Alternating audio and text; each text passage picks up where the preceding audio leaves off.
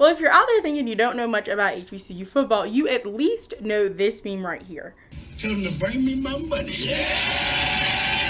And that brought a lot of laughs and great memes, but it also brought a lot of attention to what HBCU football teams kind of have to endure to navigate this world of college football. So we're going to be talking about all that and more, so make sure to give this video a thumbs up or a thumbs down because it's your thumb, and let's go ahead and get into it. HBCU football programs have just as much historic background as their schools themselves, as the first football game to take place for an HBCU football teams were December 27th in 1892, and it took place right here in North Carolina, as Livingstone College competed against Biddle, who is now known as Johnson C. Smith College, won the game. And that started a long history for HBCUs. From the 1940s to the 1970s, Florida A&M owned HBCU football, as their record during that time span was 204, 36, and 4. And that was done from a long list of coaches, but most remember their coach, Ruby Hubbard, who was the first black coach to win any form of a national championship in 1978 in Division I AA Conference, which is more known as the Black College National Title. Just like schools, restaurants, water fountains, these schools were the only places where black players could play football. And that was great because a lot of talent was making their way through these schools. For example, Steve McNair, Jerry Rice, and Walter Payton all went to HBCUs for their college years. Once desegregation started, a lot of schools, specifically in the ACC and the SEC, started recruiting black players. Now, they weren't recruiting them 100 at a time like they are now, but slowly but surely, those top athletes were starting to go to predominantly white institutions, also known as PWIs. And that really started the decline of not just HBCU football, but HBCU sports in general. And one of the big reasons today why black athletes are choosing not to go to HBCU programs to participate in college football is because most HBCUs receive their funding for the entire school, but specifically in this case, the athletic department, from federal funds, which is the complete opposite case for PWIs, mostly those in the Power 5 conferences, as they receive most of their money from boosters and the fact that they are in these big Power 5 conferences that have these major media rights. If you would like to know more about all that money, make sure to check out this video right here where I talk about the amount of money that lives within the Power 5 college football world. Right now, the biggest thing in college sports, but specifically college football, is the arms race. If you have no idea what the arms race is, congratulations. You're doing a lot for yourself. But the arms race is these massive stadiums and locker rooms and weight rooms that are being built that look probably better than some NFL teams have, because they are really trying to attract these kids to their schools.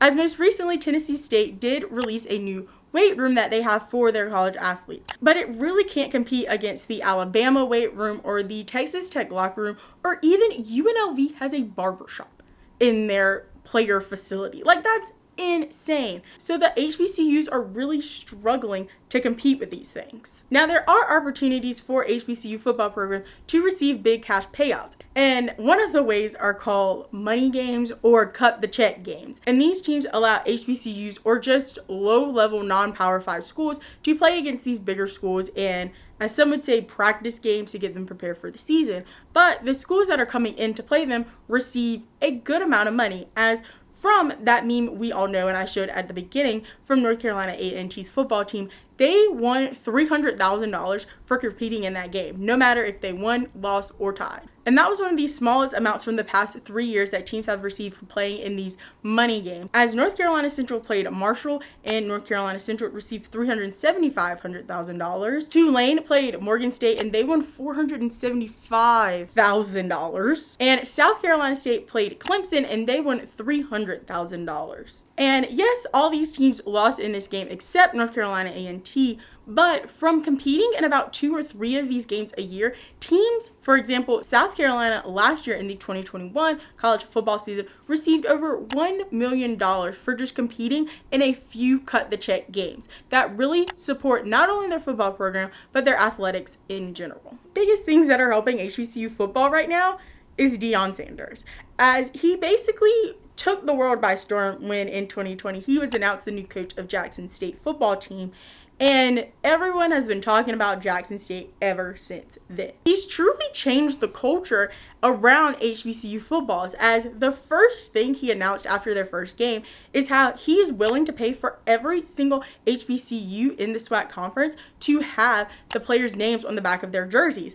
And personally, I didn't even realize that they didn't have their names on the back of their jerseys until he pointed it out. In 2021, he flipped one of the biggest recruits on the college football scene, which was Travis Hunter, as he was originally committed to go to Florida State, and in 2022, he's playing with Jackson State.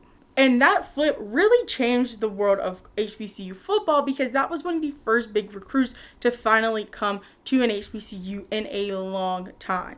Now, unfortunately for Travis Hunter, he did receive a lot of backlash. His rankings and notability and really media coverage basically came to a complete halt once he committed to an HBCU, which is one of the problems and things that really deter athletes from signing with these programs. And Deion's notoriety has really helped other HBCUs outside of Jackson State get people to invest in their programs, as Texas State announced $36 million renovation on their stadium, player facilities, locker room, etc.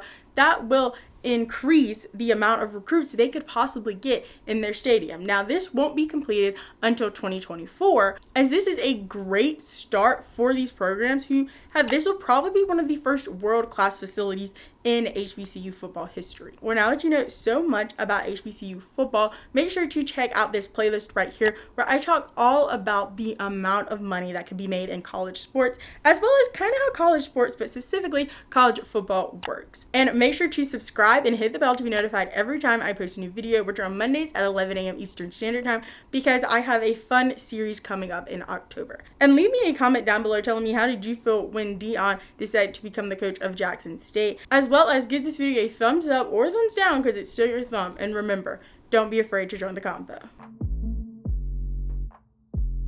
Keep thinking sometimes.